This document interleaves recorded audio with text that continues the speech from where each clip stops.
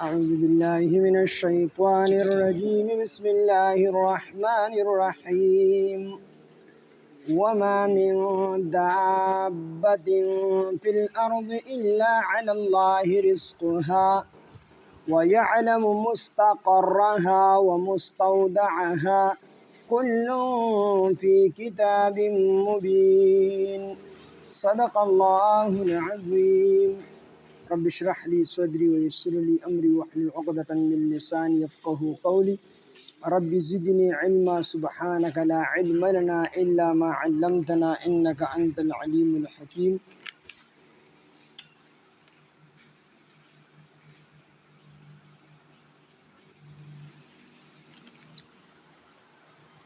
سورہ ہود 12 سپارہ آیات نمبر 6 وما من دابة في الأرض إلا على الله رزقها نو مخه د آیاتونو کې تیر شوي دي چې کو څوک تکلیف الله پاک چاته تکلیف ور ورسي دا ټول پټول مخلوق دا غنه تکلیف نشي رسول لري کول او کو الله چاته نفع ور رسي نو دا ټول پټول مخلوق هغه نفع نشي بنا کولی یعنی د نفع او د نقصان د دې مالک الله تعالی دی د بیماری او د صحت د دې مالک الله تعالی دی نو څرنګه چې چاته تکلیف رسی نو د الله په امر سره رسی چاته خوشحالي رسی چاته نفع رسی د الله په امر سره رسی نو دک شان دی الله تعالی رازق هم دی دا رزق ورکوونکی هم الله تعالی دی دا څومره مخلوقات چې دی دې ته چې دا رزق ورګي د الله تعالی ورګي وما من دابة او نشته دی یو ګرځیدونکي دابه دا چې په ځمکه باندې خوځي راخوځي یو څیز دې ته چې کوم دی دابه ویلی شي نو وما من دابة نشته دی یو خوځیدونکي یو ګرځیدونکي فی الارض په ځمکه باندې الا علی الله مگر لازم دی په الله تعالی باندې رزقها د هغې رزق یعنی د هر یو څیز رزق دا په الله تعالی باندې لازم دی نو الله تعالی باندې څوک څه څیز لازمولی نشي خو الله تعالی د مخلوقات دا رزق از روح کرم په خپل ځان باندې په خپل لازم کړی دی نور په الله باندې څوک څه څیز لازمولی نشي خو الله د کرم د وجې نه چې الله ډیر کریم دی د خپل کرم د وجې نه د دې ټول مخلوقاتو دا رزق دا په خپل ځان باندې لازم کړی دی نو وما من دابة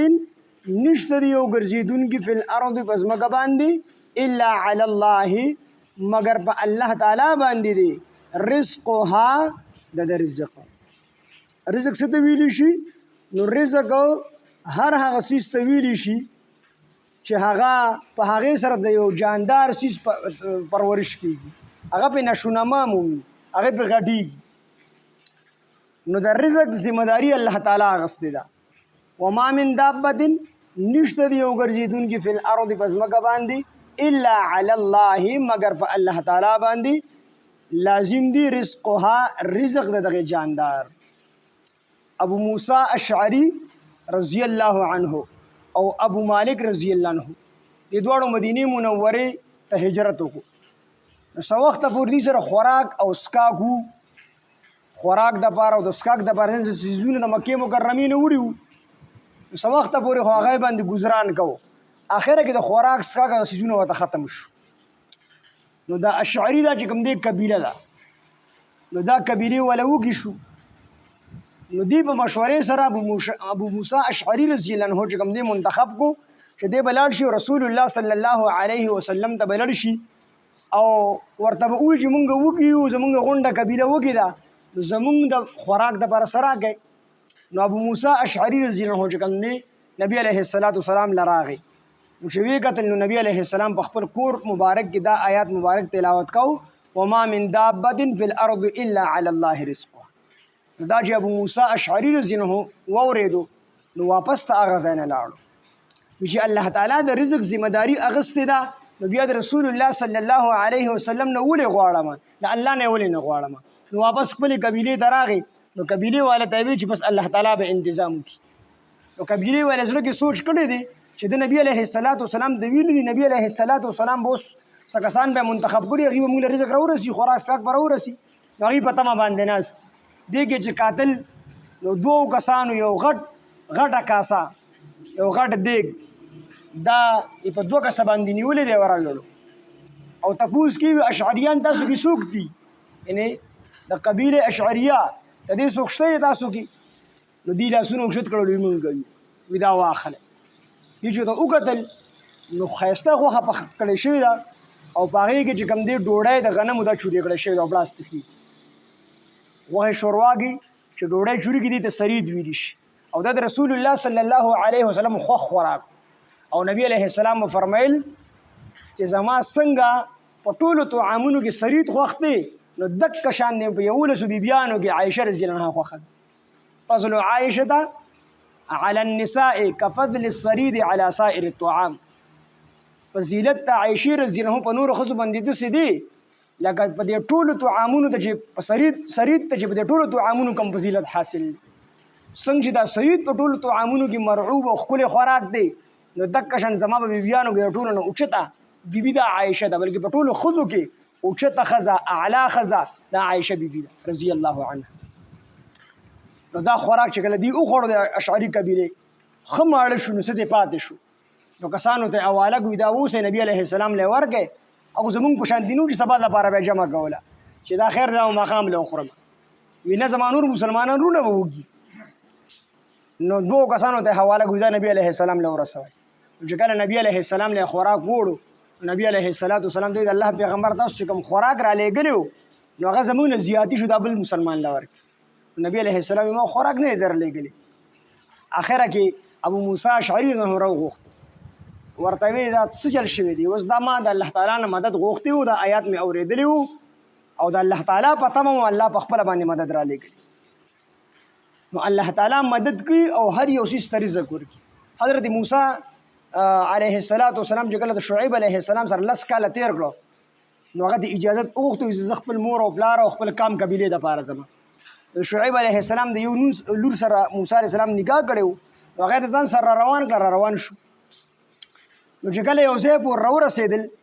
نو هلته کې د بیبي بیماره شوه چې کله بیبي بیماره شوه د ماشوم بیماره شوه نو ساړه وو په غر کې موسی علیه السلام یې تا لپاره اور ګورم چې ویې کتل نو یو ونه کې سې اور ځلېدو نو دې چې کله هغه اور ته ور ورسېدو نو هغه اور نو هغه د الله تعالی تجلیات وو په ونه کې چې کوم دی د الله تعالی تجلیات بلېدل نو موسی علیه السلام به ورته لاس برکه هغه به د ښه په بره باندې تلل چې هلته کې ور ورسېدو نو الله تعالی ورته چې کوم دی پیغمبري ورکړه موسی علیه السلام ته الله وفرمیل ورشه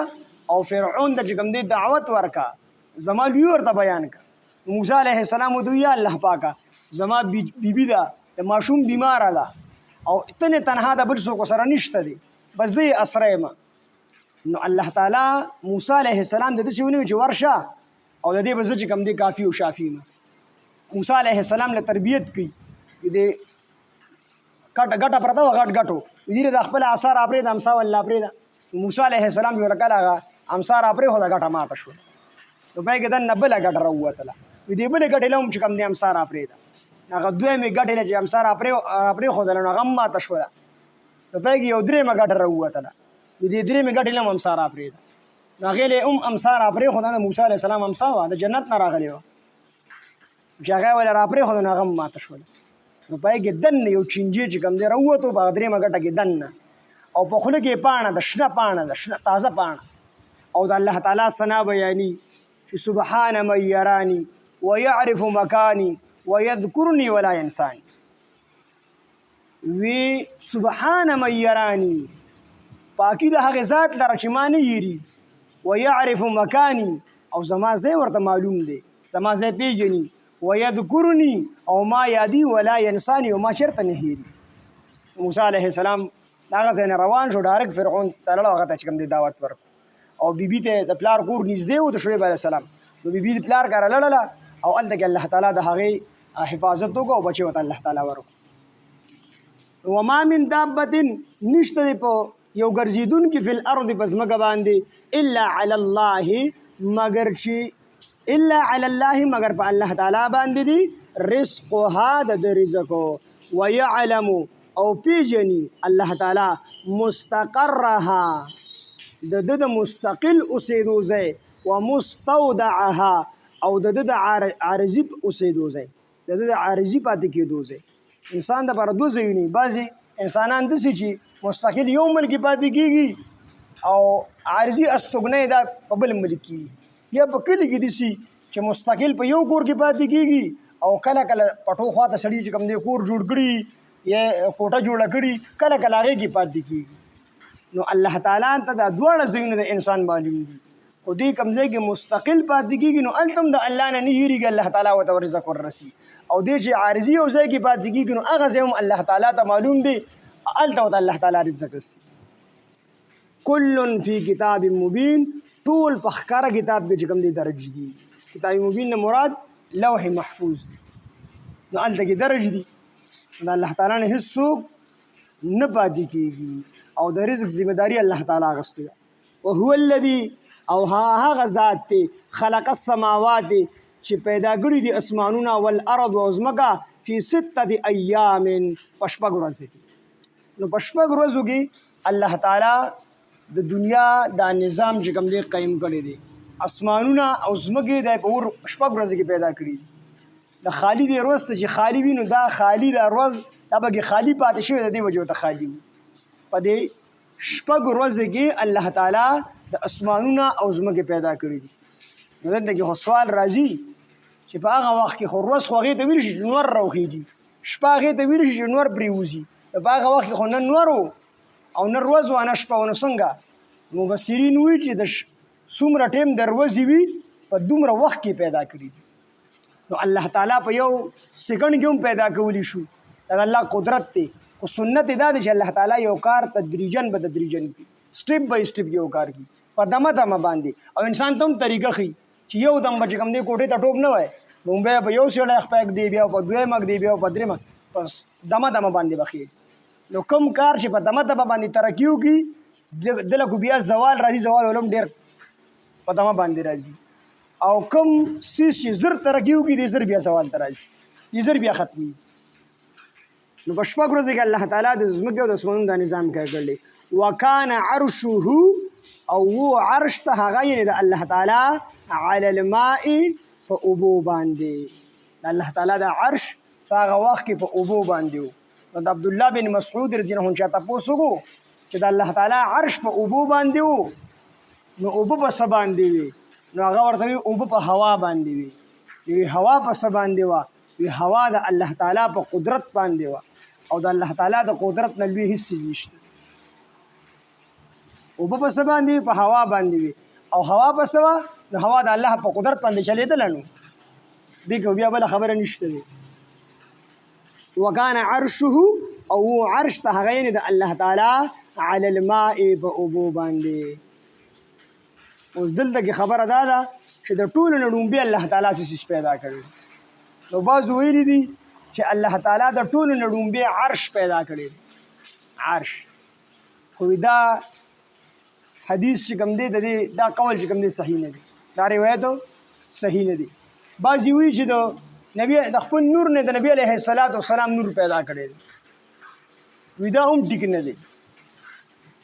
او بعضې وایي چې د ټولو نه اول الله تعالی قلم پیدا کړی دی نو دا قول چې کوم دی صحیح د ټولو نه الله تعالی قلم پیدا کړی دی کوم قلم چې تقدیرونه لیکي تقدیرونه چې کوم قلم لیکي هغه قلم الله تعالی ټول نه ډومبې پیدا کړی دی لیبلوکم دپاره دی چې تاسو ازمایي د ځمکې اسمانونه الله څه دپاره پیدا کړي دي لیبلوکم دپاره دی چې تاسو ازمایي ایکم چې په تاسو کې کوم یو احسن عمله ښکلی عمل کوي ښکلی عمل په تاسو کوم یو کې د امتحان دپاره د ځمکې اسمانونه الله تعالی پیدا کړي نو داسې الله تعالی ونه وي چې کوم یو پکې ډېر عمل کوي ورځ د قیامت په عملونه شمارلی نه شي تللی به شي نو چې څومره ښکلی عمل چا کړي څومره په اخلاص سره په دومره په هغې کې وزن زیات وي او چې ریه یې پکې نو هغه عمل خو د سره الله تعالی قبلي نه نو ښکلی عمل کوم دی چې هغه سنت طریقه یې پکې د الله تعالی رضا یې پکې او د نبی علیه السلام طریقه یې پکې نو دا ښکلی عمل دی او اخلاص سره نو دا ښکلی عمل دی نو الله تعالی دې دپاره کوي چې تاسو خپل عمل سوق دي. ولئن قلت کو چېرې ته ووایې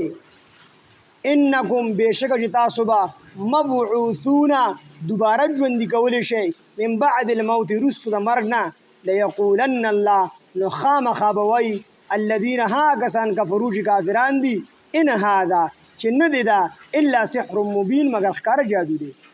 خو چېرې ته دې خلکو د مشرکین مکه ته ووایې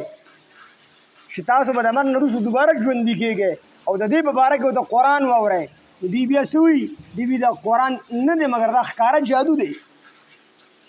دا قرآن څه دی دا د جادو خبرې دي دا ستا کتاب نه دی دا د الله تعالی کتاب نه دی بلکې دا ښکاره جادو دی. ولئن اخرنا کو چېرې مونږ مؤخر کړو عنهم العذاب د دوی نه عذاب الى امة معدودة تر معلومې مودې پورې د دې نه مونږ د عذاب مؤخر کړو او هغه معلومه موده الله تعالی ته معلومه ده بل چا ته معلومه نه ده د الله تعالی په علم کې ده. لیقولن نو خامخا به دوی وایي چې ما یحبسه څه څیز بند کړی دی ما څه څیز یحبسه بند کړی دی د عذاب لره د عذاب کوم څیز بند کړی چې موږ باندې دا عذاب نه راځي. یعنې مشرکین مکه وبه نه وي نبي علیه السلام ته وایي دا عذاب په موږ راوله که چې زموږ یقین وشي. د دې څه وایي ما یحبسه چې څه څیز بند کړی دا عذاب الا خبردار یوم یأتیهم په کومه ورځ چې رابشي دوی ته دا عذاب نو لیس مصروفا نو نه بشي ګرځولې عنهم د دوی نه دا عذاب په کومه ورځ چې به دې عذاب راشي نو په دنیا کې به راغی نو هم به د دې نه دا عذاب بل طرف ته نه ځي هم په دې به راځي او قیامت کې خو به خامخا ورته راشن معامله کېږي. وحاق او راګیر بکي بهم دوی لره ما هغه څه کانو چې ودوي به چې په هغې پورې یستهزئون ټوکې کولې نو به کوم څیز پورې چې دې ټوکې کولې د الله تعالی عذاب پورې نو په هغه ورځ به دغې عذاب دا خلک راګیر کړي نو استهزا به دوی کوله په عذاب پورې استهزا به دوی کوله په قرآن پورې استهزا به دوی کوله په نبي علیه السلام پورې ټوکې به کولې قیامت پورې به ټوکې کولې نو الله تعالی وی الله یستهزئ بهم ويمدهم في طغيانهم يعمهون. الله يستهزئ الله تعالی به ټوکې وکړي نو الله یستهزئ الله به ټوکې وکړي نو الله ټوکو والا نه دی. مطلب یې دا دی چې الله تعالی به د ټوکو بدله ورکړي دوی ته. الله یستهزئ الله تعالی به د ټوکو بدله ورکړي دوی ته. دوی چې کومې ټوکې به د دین پورې کړي نو الله به د دې ټوکو بدله ورکړي. څنګه بدله به ورته ورکړي یو تفسیر یې دا کړی دی چې د جنت دروازه به د کافرانو ته لرې شي داسې منافقینو ته نو دوی به رامنډه کړي چې موږ جنت ته ځو جنت دروازه به بنده شي پسې بیا به ورته لرې شي دوی بیا رامنډه کړي چې دوی دروازې له راورسي نو دروازه پسې بیا الله تعالی جنت را بنده کړي.